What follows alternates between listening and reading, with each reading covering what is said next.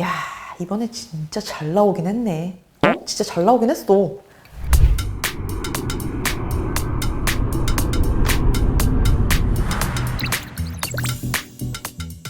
하이 가이스, 코너고입니다. 갤럭시 북3 프로 제가 또 빠르게 받아서 사용을 해보고 있는데요. 이번에 진짜 잘 나왔죠. 전체 시리즈를 한눈에 보고 싶으신 분들은 얼마 전에 올린 구매 가이드 영상이 따로 있으니까 그걸로 봐주시고요.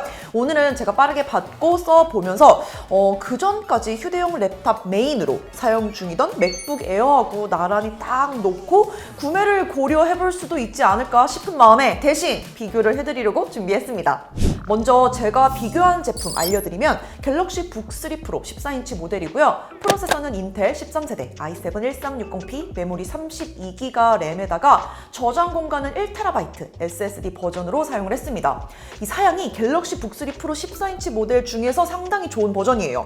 가격은 정가 252만 원. 제가 이걸 직접 구입하려고 할인 얼마나 받을 수 있을까 싶어가지고 찾아보니까 닷컴에서 239만 원 정도는 어렵지 않게 구입을 할 수 있더라고요. 이번엔 맥북 에어 M2 13인치로 사용을 하고 있고요. 8코어 CPU, 10코어 GPU 버전을 사용을 하고 있습니다. 메모리는 16GB에다가 저장 공간은 1TB고요.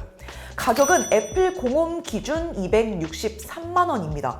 현 시점에서 제가 봤을 때 윈도우즈 진영과 맥OS 진영 이렇게 이 두 세계관을 가장 대표할 수 있는 경량화 랩탑이 아닌가 싶은데요. 어쩔 수 없이 OS 선택이 좀 자유롭지 못한 분들은 할 수 없지만 그게 아니라면 개인이 메인으로 쓸 경량화 랩탑을 고른다라고 생각했을 때 이 두 개가 같은 선상에서 아주 고민이 될 것 같았어요.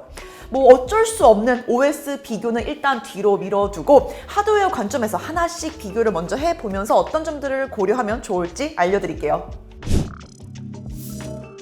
저는 랩탑에서 디스플레이 스펙의 중요성을 아주 높게 평가하는 편입니다. 결국 랩탑에서 우리가 사용하는 모든 업무는 디스플레이를 통해서 이루어지기 때문에 가장 우선적으로 고려할 수밖에 없는 요인인데 갤럭시 북3 프로는 아몰레드 16:10, 2880x1800, 최대 120Hz 주사율을 지원해요. 반면 맥북 에어는 리퀴드 레티나라고 부르는 LCD 패널이고요. 2560x1664 해상도로 세로 화면비가 조금 더 긴 디스플레이를 탑재하고 있어요. 둘의 화면비는 미세하게 차이가 있긴 하지만 작업 공간 측면에서의 면적은 비슷한 수준입니다. 이렇게 패널만 봤을 때 저도 그렇고 아마 대다수의 분들이 LCD 패널보다는 이거지, 아몰레드를 더 선호할 게 분명하죠. 안부 표현도 더 뛰어나기 때문에 콘텐츠 시청에서도 그렇고 특히나 HDR 지원하는 영상이라면 확실히 보는 맛이 다르기도 하고요.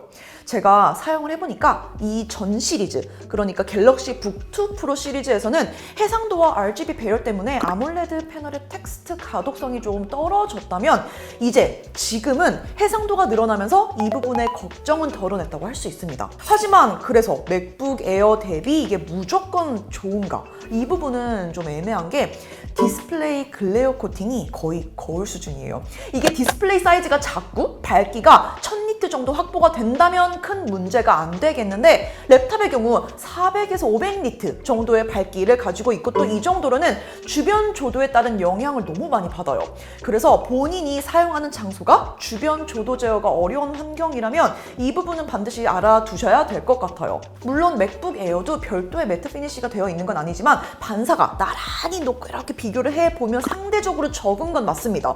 진득한 색 표현은 맥북 에어에선 당연히 아쉽지만 카페 같은 곳에서 작업할 일도 많고 또 시간도 때우는 저 같은 사람에게는 보기에 조금 더 편한 장점이 있어요.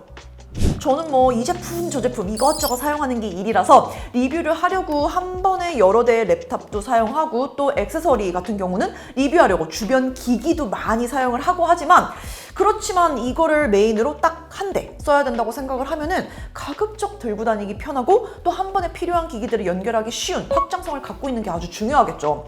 이 부분에서 맥북 에어나 또 다른 맥북 제품군들이 썬더볼트 규격을 사용하게 되면서 자체 확장성은 좀 부족하지만 주변 기기를 연결했을 때 그때의 최대 확장성에서는 압도적인 모습을 보여줬는데요. 근데 지금 2023년 지금 이 시점에 와서는 사실 썬더볼트가 맥북만의 장점이 아닌 게 돼버렸어요. 맥북 에어는 썬더볼트 포트 2개와 맥세이프 충전 포트가 있는데 갤럭시 북3 프로의 경우는 썬더볼트 포트 2개 그대로 있고 여기에 풀사이즈 HDMI 포트 하나, USB-A 타입 하나, 여기에다가 마이크로 SD 카드 슬롯까지 있습니다. 다른 건 몰라도 특히 풀사이즈 HDMI 포트, 이거 아쉬울 때 정말 많은데 갤럭시 북3 프로에서는 이것 때문에 굳이 허브 하나를 따로 구입하지 않아도 된다는 점, 그리고 업그레이드 용이성 측면에서 보자면 맥북 에어와 갤북 3 프로 모두 온보드 메모리이기 때문에 메모리 업그레이드는 둘 다 불가능하지만 갤럭시 북 3 프로의 경우는 NVMe SSD 슬롯이 하나 더 있어요. 그래서 여기에 추가해서 용량 업그레이드가 가능하다는 점까지, 이 부분도 한 대의 랩탑을 사용하는 관점에서 큰 장점입니다. 키보드는 저는 의외로 갤럭시 북3 프로가 상당히 좋았어요. 맥북 에어가 그만큼 별로인 건가? 갤럭시 북도 키 트래블 거리가 그렇게 긴 편이 아닌데 뭔가 침착하면서 좀 더 쫀득하게 눌리는 느낌이 나서 저는 더 좋았습니다. 터치패드의 경우는 갤북 3 프로에서 많이 넓어지고 좋아졌죠. 그런데 여전히 맥북 에어에 비빌 정도는 아니에요. 포스터치 트랙패드의 하드웨어도 그렇고 또 OS와의 사용성 측면에서도 맥북 에어가 너무너무 뛰어나요. 저는 그래서 항상 윈도우 랩탑 쓸 때 가장 먼저 하는 세팅 중에 하나인데요. 갤럭시 북 3 프로에서도 마찬가지로 설정에 들어가서 터치패드를 클릭하지 않고 탭으로만 선택을 할 수 있게 따로 설정을 하고, 그리고 여기서 민감도도 제가 원하는 만큼 조절해서 사용을 하고 있어요. 이렇게 하면 확실히 훨씬 더 편하게 제 기준에 맞게 사용을 할 수 있어서 전 좋았습니다. 제가 보는 성능의 중요성은 이 경량화 랩탑에서는 그렇게 우선순위는 아니에요. 그래서 뒤쪽에 다루기는 했는데 특히나 이 두 기기는 OS가 달라서 간단한 벤치마크만으로 두 기기의 객관적인 성능을 말하기에도 좀 무리가 있는 게 사실이고요. 그래서 어디까지나 보조적인 비교 수치로 봐주시는 편이 좋을 것 같습니다. 플랫폼 간 비교를 하기에 가장 용이한 긱벤치 돌렸어요. 갤럭시 북3 프로의 경우 싱글코어가 1588점, 멀티코어 8480점, 그래픽은 2443점을 처음에 기록을 했습니다. 맥북 에어의 경우 각각 1895점, 8816점, 그리고 27277점으로 성능이 모든 부분에서 전부 높아요.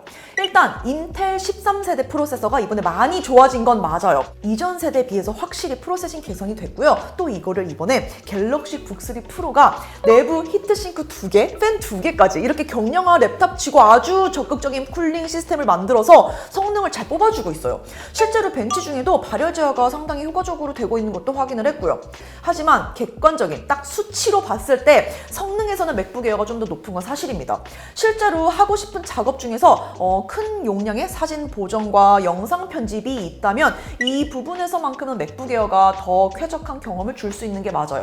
하지만 여러분의 어떤 그 사용 목적 중에서 조금이라도 게이밍이 있다면 아쉽게도 맥 OS에서 호환되지 않는 게임이 또 많기 때문에 그 성능을 제대로 내볼 수 없다는 측면에서 또 선택지가 인텔 쪽으로 자연스럽게 기울어지겠죠. 그래서 성능이야말로 경량화 랩탑에서는 본인의 어떤 활용 목적이 가장 중요하니까 이 부분에서 활용할 소프트웨어 지원되는지 여부, 그리고 성능 최적화가 되어 있는지 이런 거를 먼저 비교를 해야 되지, 단순히 프로세서의 성능 비교는 여기서만큼은 중요도가 떨어진다고 생각해요. 배터리는 용량보다는 사용시간 측면에서 저는 디스플레이를 거의 90% 가까이 두고 사용을 하는데 두 기기 모두 그렇게 사용을 했을 때 유튜브 영상 재생, 웹서핑하고 음악 재생하고 노션 문서 작업 정도의 기능을 평소 사용하는 대로 돌렸을 때 대략 4시간 정도의 사용시간을 보여주더라고요. 배터리 사용시간은 제가 맥북 에어를 오래 사용해가지고 체감적으로 느껴지는 수준이 딱 있거든요. 이번에 갤럭시 북을 사용을 해본 결과 체감되는 부분에서는 비슷하다고 느껴졌습니다. 그래서 그냥 딱 하나 정해달라 이런 댓글은 꼭 달리죠. 만약에 제가 단 하나의 랩탑을 소유를 해야 된다면 저는 갤럭시 북3 프로 선택할 것 같아요. 확장성까지 고려했을 때 실질적인 휴대성이 더 뛰어나기도 하고요. 범용적인 용도에서 커버할 수 있는 그 활용도의 범위가 더 넓고, 하지만 이제 특정 목적을 외부에서 할 수 있는 랩탑을 고르는 중이다. 예를 들어 이런 질문 진짜 많이 받기도 하는데, 외부에서 영상 편집을 간단히 나는 하고 싶다, 사진 편집도 나는 하고 싶다, 그런 경우에는 맥북 에어가 답입니다. 성능 벤치마크보다 맥북 에어는 특정 작업에서 도저히 그 숫자로 설명되지 않는 압도적인 최적화와 잠재력을 보여주는 데다가 또 4K 10비트 푸티지 편집도 이 작은 기기가 해낼 수 있는 정도이기 때문에 이런 특정 목적, 용도로 휴대성이 뛰어난 제품을 찾는다면 맥북 에어가 저는 훨씬 더 적합한 것 같습니다. 추가로 궁금한 점 남겨주시고요. 그럼 저는 또 새로운 영상 들고 돌아올게요. Bye guys!